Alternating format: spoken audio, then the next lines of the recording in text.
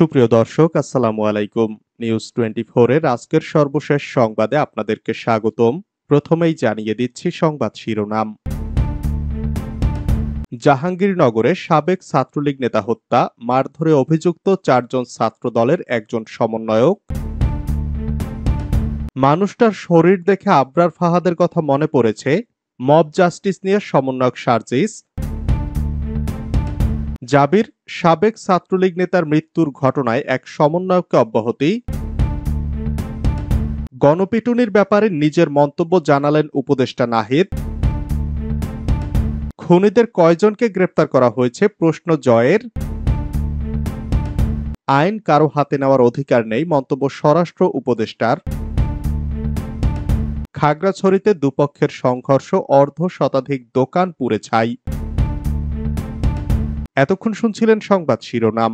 পুরো খবর পেতে ভিডিওটি শেষ পর্যন্ত দেখুন। সর্বশেষ সংবাদ পেতে চ্যানেলটি সাবস্ক্রাইব করুন। এবার বিস্তারিত। জাহাঙ্গীরনগরের সাবেক ছাত্রলীগ নেতা হত্যা, মারধরে অভিযুক্ত 4 জন ছাত্র দলের একজন সমন্বয়ক। জাহাঙ্গীরনগর বিশ্ববিদ্যালয়ের সাবেক ছাত্রলীগ নেতা শামীম আহমেদ ওরফে শামীম মোল্লা হত্যার ঘটনায় অভিযুক্তদের মধ্যে 6 জনের পরিচয় জানা গেছে। এর মধ্যে বিশ্ববিদ্যালয় শাখা ছাত্র দলের সাবেক সাধারণ সম্পাদক আবু সাইদ ভুইয়া সহ সংগঠনের 4 জন রয়েছেন। এছাড়া বৈষম্য বিরোধী ছাত্র আন্দোলন বিশ্ববিদ্যালয় শাখার এক সমন্বয়ক ও ম্যানেজমেন্ট স্টাডিজ বিভাগের এক শিক্ষার্থী জড়িত থাকার কথা জানিয়েছেন শিক্ষার্থীরা। ঘটনার ভিডিও ফুটেজ, ছবি ও প্রত্যক্ষদর্শীদের সঙ্গে কথা বলে তাদের পরিচয় নিশ্চিত হওয়া গেছে। ছাত্র দলের অভিযুক্ত 4 জন হলেন বিশ্ববিদ্যালয়ের 33 ব্যাচের প্রাক্তন শিক্ষার্থী আবু সাইদ ভুইয়া, সরকার ও রাজনীতি বিভাগের 45 ব্যাচের রাজু আহমেদ ও একই বিভাগের 46 ব্যাচের মোহাম্মদ রাজন মিয়া, ইংরেজি বিভাগের 49তম ব্যাচের হামিদুল্লাহ সালমান। রাজু, রাজন ও সালমান কোনো পদে না থাকলেও ক্যাম্পাসে ছাত্র দলের রাজনীতিতে জড়িত বলে জানিয়েছেন শিক্ষার্থীরা। অপর দুজন হলেন বৈষম্য বিরোধী ছাত্র আন্দোলন বিশ্ববিদ্যালয় শাখার সমন্বয়ক আহসান লাবিব এবং ম্যানেজমেন্ট স্টাডিজ বিভাগের 49 ব্যাচের শিক্ষার্থী আতিকুজ্জামান। মানুষটার শরীর দেখে আবরার ফাহাদের কথা মনে পড়েছে, মন্তব্য সমন্বয়ক সার্জিসের। একটা জলজান্ত মানুষকে পিটিয়ে মেরে ফেলতে যাদের বুক একবারের জন্য কাঁপে না, তাদের মধ্যে মনুষ্যত্ব থাকতে পারে না।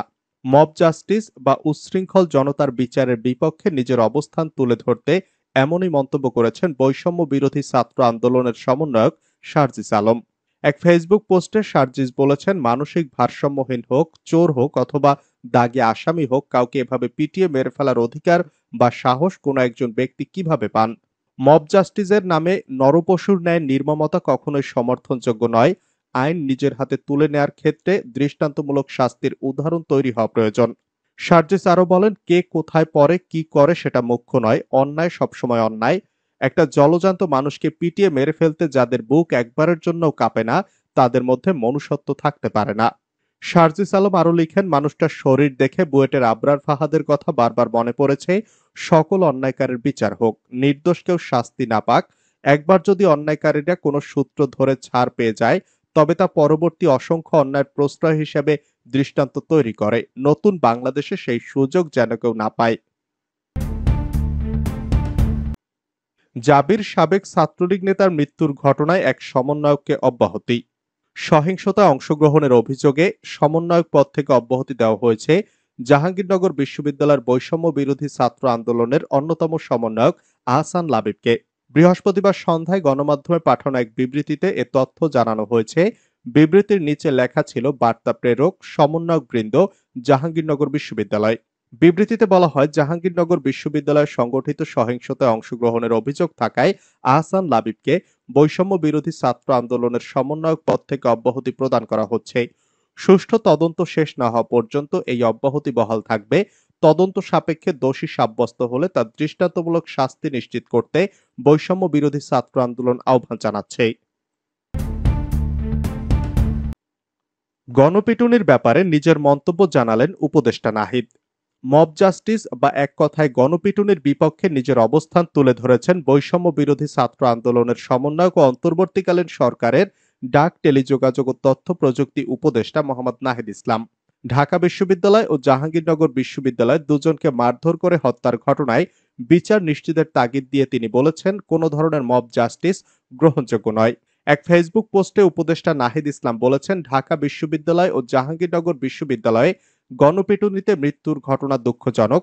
অতি দ্রুত বিশ্ববিদ্যালয় প্রশাসনকে তদন্ত সাপেক্ষে আইনি ব্যবস্থা নিতে হবে। খুনিদের কয়জনকে গ্রেপ্তার করা হয়েছে প্রশ্ন জয়ের।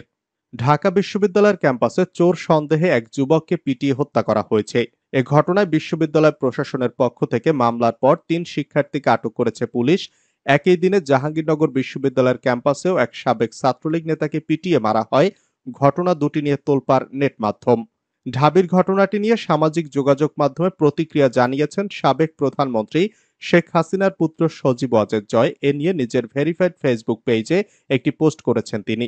জয় তার পোস্টে নিহত ২ ব্যক্তির ছবি জুড়ে দিয়ে লিখেছেন, দেশের সেরা দুটি বিশ্ববিদ্যালয় গতরাতে দুজনকে হত্যা করা হয়েছে। মানসিক ভারসাম্যহীন তোফাজ্জলকে হত্যা করা হয়েছে ঢাকা বিশ্ববিদ্যালয়ে। মেরে ফেলার আগে খুনিরা তাকে ভাত খাইয়েছে। আর সাবেক ছাত্রলীগ নেতা শামীম মোল্লাকে হত্যা করা হয়েছে জাহাঙ্গীরনগর বিশ্ববিদ্যালয়ে। যতদূর জানা গেছে তাকে প্রকাশ্যে ৩ দফায় মারা হয়। সর্বশেষ শিক্ষার্থীদের জন্য নিরাপদ জায়গা প্রক্টর অফিসের সামনে নিয়ে খুনিরা তাকে হত্যা করে। প্রশ্ন হলো, সব খুনির ছবি ভিডিও সোশ্যাল মিডিয়ায় ঘুরে বেড়াচ্ছে, এদের কয়জনকে গ্রেপ্তার করা হয়েছে? খাগড়াছড়িতে দুপক্ষের সংঘর্ষ, অর্ধ শতাধিক দোকান পুড়ে ছাই। খাগড়াছড়ির দীঘিনালায় লার্মা স্কোয়ার এলাকায় আগুন দিয়েছে দুর্বৃত্তরা। এতে আশপাশের অর্ধ শতাধিক দোকান পুড়ে গেছে বলে জানা গেছে। বৃহস্পতিবার বিকালে দুপক্ষের বিরোধের জেরে এ ঘটনা ঘটে। ফায়ার সার্ভিস আগুন নিয়ন্ত্রণের চেষ্টা করে। এর আগে গত বুধবার ভোরে খাগড়াছড়ি সদরে চুরির অভিযোগে মোহাম্মদ মামুন নামে এক যুবককে কুপিয়ে হত্যা করা হয়। বাঙালি সংগঠনগুলোর দাবি, পাহাড়িরা তাকে পিটিয়ে হত্যা করে। জানা যায়, খাগড়াছড়িতে মোহাম্মদ মামুন নামে এক যুবককে পিটিয়ে হত্যার প্রতিবাদে বৃহস্পতিবার বিকেল ৩:৩০টার দিকে দীঘিনালা কলেজ এলাকা থেকে শিক্ষার্থীরা বিক্ষোভ বের করে। বিক্ষোভটি লার্মা স্কোয়ার অতিক্রম করার সময় কিছু পাহাড়ি ছাত্রদের সঙ্গে ধাওয়া পাল্টা ধাওয়া হয়। এতে উভয় পক্ষের অন্তত ৫ জন আহত হন। তাদেরকে দীঘিনালা স্বাস্থ্য কমপ্লেক্সে ভর্তি করা হয়েছে। এ নিয়ে উভয় পক্ষের মধ্যে উত্তেজনা বিরাজ করে। এক পর্যায়ে বিকালে একদল উত্তেজিত জনতা লার্মা স্কোয়ার এলাকার বাজারে পাহাড়ি দোকানে আগুন দেয়। এতে ৫০টির বেশি দোকানপাট পুড়ে যায়। বর্তমানে এ ঘটনায় দীঘিনালায় উত্তেজনা বিরাজ করছে। তবে সেনাবাহিনী ও বিজিবির সদস্যরা আইন শৃঙ্খলা বাহিনী পরিস্থিতি নিয়ন্ত্রণের চেষ্টা করছেন। নিউ ইয়র্কে বিমানবন্দরে ডক্টর ইউনূসকে কালো পতাকা দেখাবে আওয়ামী লীগ। প্রধান উপদেষ্টা মোহাম্মদ ইউনূসের যুক্তরাষ্ট্র সফরের সময় প্রতিবাদ কর্মসূচি পালন করবে যুক্তরাষ্ট্র আওয়ামী লীগ। তারা নিউ ইয়র্কের জন এফ কেনেডি বিমানবন্দর এবং জাতিসংঘের সদর দপ্তরের সামনে প্রধান উপদেষ্টাকে কালো পতাকা প্রদর্শন কর্মসূচি পালন করবে। যুক্তরাষ্ট্র আওয়ামী লীগের সভাপতি সিদ্দিকুর রহমান কালের কণ্ঠকে এমন তথ্য জানিয়েছেন। আওয়ামী লীগের একাধিক সূত্র জানায়, বাংলাদেশে অন্তর্বর্তীকালীন সরকারের প্রধান হিসাবে ইউনূসের প্রথম যুক্তরাষ্ট্র সফরের বড় প্রতিবাদ দেখাতে চায় আওয়ামী লীগ। এ কারণে দলের নেতারা যুক্তরাষ্ট্র এবং আশপাশের দেশের আওয়ামী লীগের নেতাকর্মীদের কর্মসূচিতে যোগ দিতে অনুরোধ জানাচ্ছেন। একাধিক নেতা জানান, আগামী ২৪ সেপ্টেম্বর দুপুর ২টায় নিউ ইয়র্কের জন এফ কেনেডি বিমানবন্দরের সেন্ট্রাল ট্যাক্সি হোল্ডে প্রতিবাদ র্যালি ও কালো পতাকা প্রদর্শন কর্মসূচি পালন করা হবে।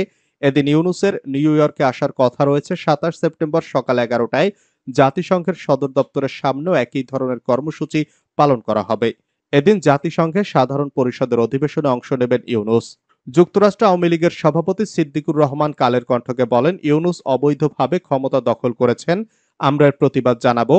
যুক্তরাষ্ট্র প্রবাসীদের প্রতিবাদের ভয়ে ইতোমধ্যে ইউনূসের নাগরিক সংবর্ধনা অনুষ্ঠান বাতিল করা হয়েছে। সিদ্দিকুর রহমান বলেন, এবার আমরা যুক্তরাষ্ট্রের বিভিন্ন স্টেট ও কানাডা থেকে নেতাকর্মীদের নিউ ইয়র্কে এসে প্রতিবাদে অংশ নিতে আহ্বান জানিয়েছি। ইউনূস অসাংবিধানিক, অনির্বাচিত, অবৈধ অন্তর্বর্তীকালীন সরকারের প্রধান উপদেষ্টা হওয়ার পর দেশে নির্বিচারে অসংখ্য মানুষ হত্যা, ঘরবাড়িতে অগ্নিসংযোগ ও লুটপাট এবং সংখ্যালঘুদের উপর নির্যাতন হয়েছে। আমরা এর প্রতিবাদে কালো পতাকা দেখানোর কর্মসূচি নিয়েছি।